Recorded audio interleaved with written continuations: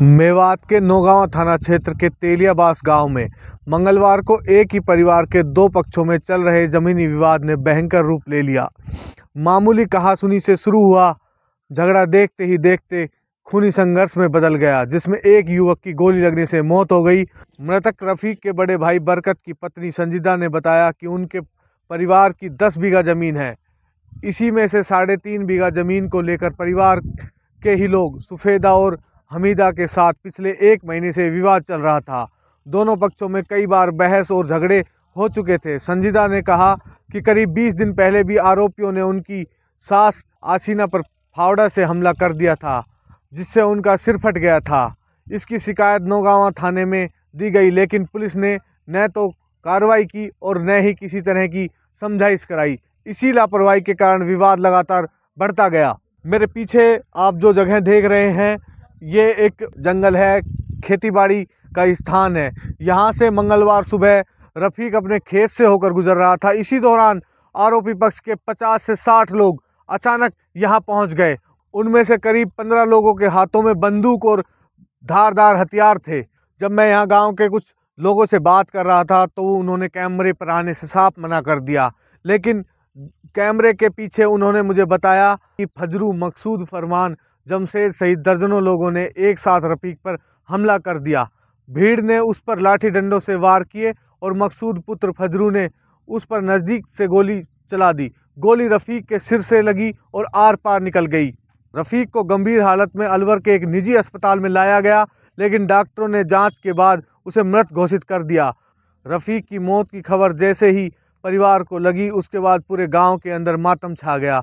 हमले की सूचना मिलते ही रफीक के परिजन खेत में पहुंचे, लेकिन यहां पहले से ही भारी संख्या में मौजूद हमलावर उन पर भी टूट पड़े। उन्होंने परिजनों पर गोलियां बरसानी शुरू कर दी। लगातार लगभग बताए जा रहे हैं कि 15 जो राउंड थे उन्होंने फायर किए। जमीन पर गोलियों के कई खोखे भी मिले हैं। हमलावरों ने घायल पड़े लोगों को भी नहीं छोड़ा और फावड़े से पीटते रहे। परिवार और ग्रामीणों का कहना है कि अगर पुलिस 20 दिन पहले की शिकायत पर गंभीर कार्रवाई करती तो आज ये हादसा नहीं होता। लोग यह भी पूछ रहे हैं, इतने अधिक अवैध हथियार गांव में आए कैसे? आरोप है कि क्षेत्र में कई गैंग बड़े पैमानों पर अवैध हथियारों की सप्लाई कर रही है और बहुत से लोगों के पास देसी कट्टा आसानी से उपलब्ध है। ग्रामीणों का कहना है कि पुलिस दावा कर रही है कि वह दबिश लगातार देती है, लेकिन इतनी संख्या के अंदर कारतूस कहां से आए? इतनी संख्या के अंदर हथियार कहां से आए? इस पूरी घटना में रफीक की मृत्यु हो गई और रफीक की मां आसीना, मामा नूर मोहम्मद और भाई महमूद गंभीर रूप से घायल हुए हैं। नूरदीन की स्थिति अधिक गंभीर होने पर डॉक्टरों ने उन्हें जयपुर रेफर कर दिया। दूसरे पक्ष से भी 2 से 3 लोगों के घायल होने की सूचना अभी तक मिली है। जो नौगांवा पुलिस टटलूबाजी की सूचना पर तुरंत पहुंचती है, वही नौगांवा पुलिस गोलीबारी की घटना पर आखिर इतनी देर से क्यों आई? अब पुलिस कह रही है कि आरोपियों की तलाश की जा रही है, कई स्थानों पर दबिश की जा रही है, बहुत जल्दी सभी आरोपी पकड़े जाएंगे, पुलिस का ये दावा है।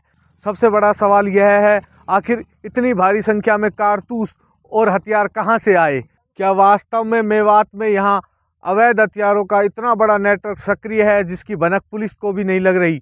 या जानते हुए भी नौगांवा पुलिस इतने बड़े नेटवर्क पर कोई लगाम नहीं लगा रही है? ग्रामीणों के अनुसार क्षेत्र में देसी कट्टा और हथियारों की सप्लाई कोई नई बात नहीं है, लेकिन मेवात में खुलेआम 15 राउंड फायरिंग करना इस बात का प्रमाण है कि हथियारों का यह जाल बेहद संगठित और खतरनाक हो चुका है। सवाल यह भी है, जब 20 दिन पहले शिकायत दर्ज कराई गई थी और झगड़ा बढ़ रहा था, तब पुलिस ने न कोई कार्रवाई की और न ही समझाइश की कोई कोशिश की। अगर समय रहते हस्तक्षेप किया जाता तो शायद यह भयानक घटना टाली जा सकती थी। अब पुलिस दावा कर रही है कि दबिश दी जा रही है और आरोपियों को जल्द पकड़ लिया जाएगा, लेकिन यह कार्रवाई रफीक के परिवार को उनका खोया हुआ बेटा वापस नहीं दिला सकती। यह घटना साफ बताती है कि अवैध हथियारों के जाल और कमजोर पुलिस की निगरानी ने मिलकर मेवात में कानून व्यवस्था को एक खतरनाक मोड़ पर ला खड़ा किया है।